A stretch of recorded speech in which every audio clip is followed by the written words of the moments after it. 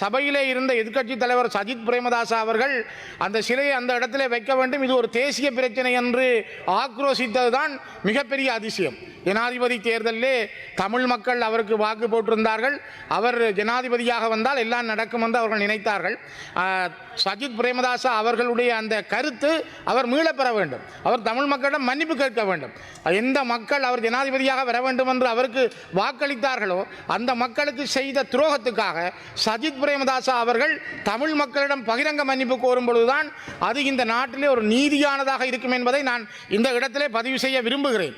குறிப்பாக நாட்டிலே இப்பொழுது பரவலாக தமிழ் மக்களிடம் இருக்கின்ற முக்கிய பிரச்சனை, பல்வேறுபட்ட பிரச்சனைகள் இருந்தாலும் திருவோணமலையிலே வைக்கப்பட்ட புத்தர் சிலை தொடர்பாக தமிழ் மக்கள் மிகப்பெரிய அளவான ஒரு ஆத்திரத்திலும் கோபத்திலும் இருக்கிறார்கள் என்பதையும் நீங்கள் இந்த 2-3 நாட்களிலே மிக தெளிவாக உணர்ந்திருப்பீர்கள்.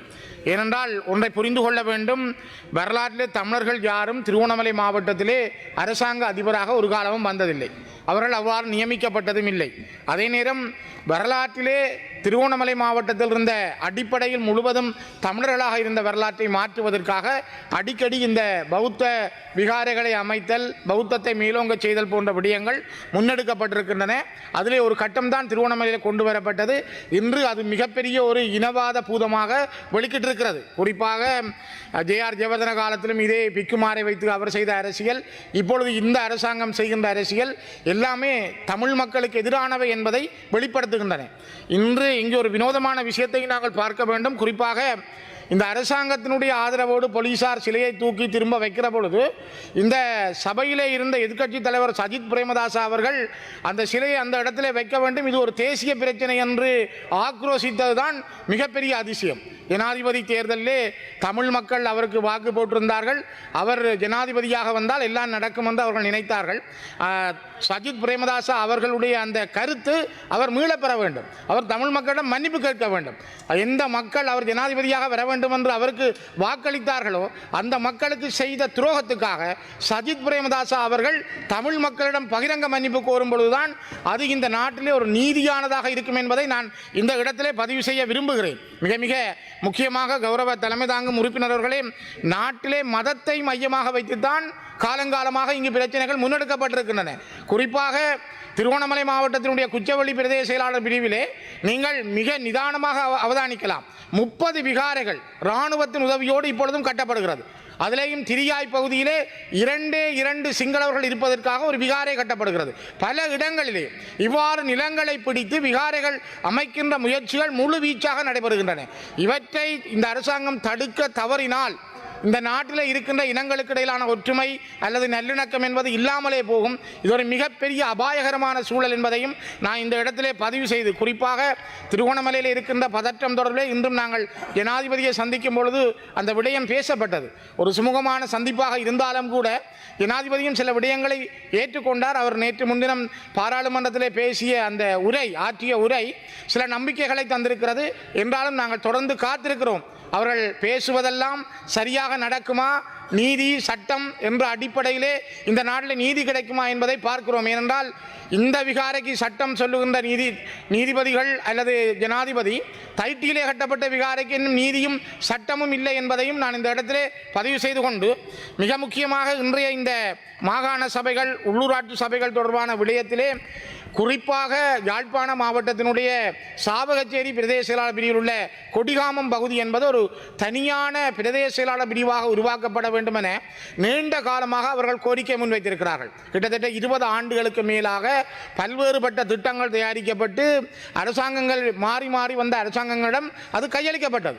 72 கிராம அலுவலர் பிரிவுகளை கொண்ட மிகப்பெரிய ஒரு பிரதேச செயலாளர் பிரிவாக நாவக்குழியில் இருந்து எழுதுமட்டுவாழ் வரையும் ஒரு நீண்ட நிலப்பரப்பை கொண்ட சாவகச்சேரி பிரதேச சபையை கொடிகாமம் ஒரு தனியான பிரதேச சபையாக மாற்றப்பட வேண்டும் என்ற கோரிக்கை நீண்ட காலமாக முன்வைக்கப்பட்டிருக்கிறது.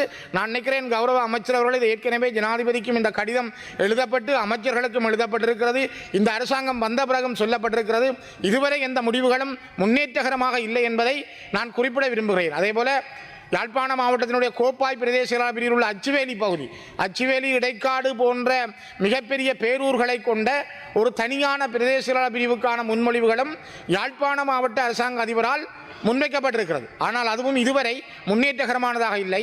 கிளிநொச்சி மாவட்டத்தில் இருக்கின்ற கரச்சி பிரதேச அக்கராயன் பிரதேச செயலாளர் பிரிவை உருவாக்குவதற்கான ஒரு முன்மொழிவுகள் கடந்த அமரர் ராசநாயகம் அரசாங்க அதிபர் இருந்த காலத்திலிருந்து பலதரப்பட்ட நேரங்களில் எங்களாலும் கூட அந்த கோரிக்கைகள் முன்வைக்கப்பட்டிருக்கிறது. ஆனால் இதுவரை எந்த முன்னேற்றங்களும் நடைபெறவில்லை.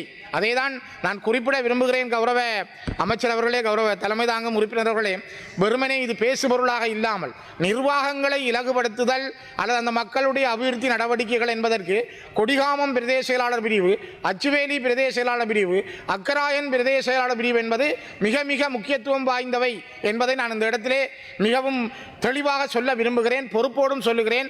இவற்றுக்கான முன்னாயத்த நடவடிக்கைகளை அமைச்சர் எடுக்க வேண்டும் என்பதையும் நான் இந்த இடத்திலே குறிப்பிட விரும்புகிறேன். அதேபோல வடக்கு மாகாணத்தில் உங்களுக்கு தெரியும், ஏற்கனவே பிரதேச செயலாளர் பிரிவுகளாக இயங்குகின்ற ஒட்டிசுட்டான், மடு, கண்டாவளை, மருதங்கேணி போன்ற பிரதேச செயலாளர் பிரிவுகளுக்கான தனியான உள்ளூராட்சி சபைகள் இல்லை.